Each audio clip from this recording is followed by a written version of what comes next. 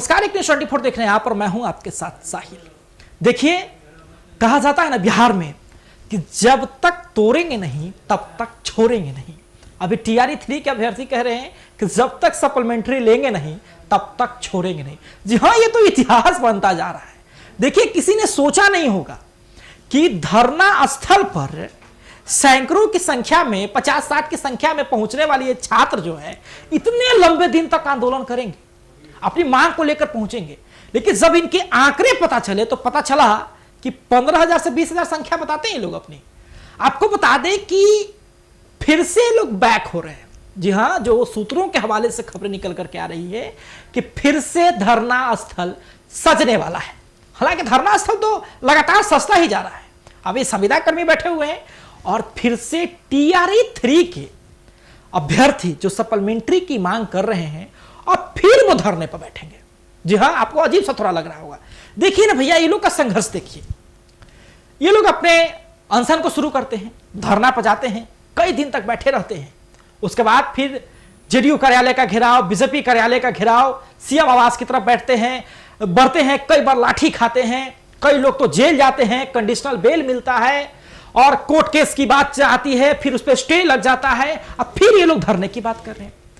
देखिए, कहा जाता है ना कि भारत के पूर्व प्रधानमंत्री ने कहा था कि तू मेरा शौक ना देख, तू मेरा इंतजार देख, तू मेरा धैर्य देख।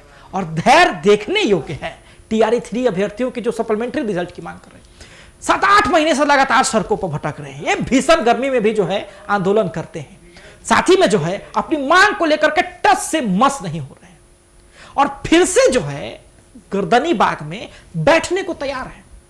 लेकिन सवाल यह होगा कि कितने लोग आएंगे धरना पर और कितना मजबूत होगा उनका यह संगठन और कितनी मजबूती से अपनी बातों को रखेंगे।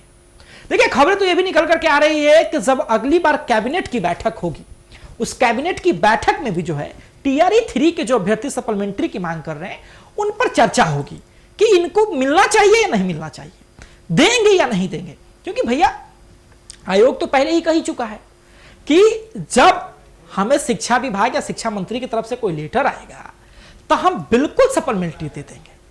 लेकिन सवाल यह है ना कि सरकार तो सुन नहीं रही, ठीक है, क्योंकि भाई बीपीएससी के नोटिफिकेशन में भी लिखा हुआ था कि सप्लीमेंट्री जैसा कोई चीज नहीं है, सप्लीमेंट्री नहीं मिलेगा। लेकिन सवाल यह कि यह भी तो नहीं लिखा हुआ था ना कि एक व्यक्ति के जगह जगह रिजल्ट हो जाएंगे। छात्रों का यही आरोप है कि 1 पर्सन का मल्टीपल जगह पर रिजल्ट कैसे हो गया। जब रिजल्ट हो गया तो जो वेरिफिकेशन में सीटें बचेंगी उसी पर आप सप्लीमेंट्री दे दीजिए। नोटिफिकेशन निकालिएगा किसी और कितने पर और भरवाइएगा कितनों को और हम लोग आपको छोड़ देंगे। नहीं, हम लेकर रहेंगे, नौकरी लेकर के रहेंगे। जी हां, इसी मामले को लेकर के जो है अब वो लोग फिर से धरना पर बैठने वाले हैं।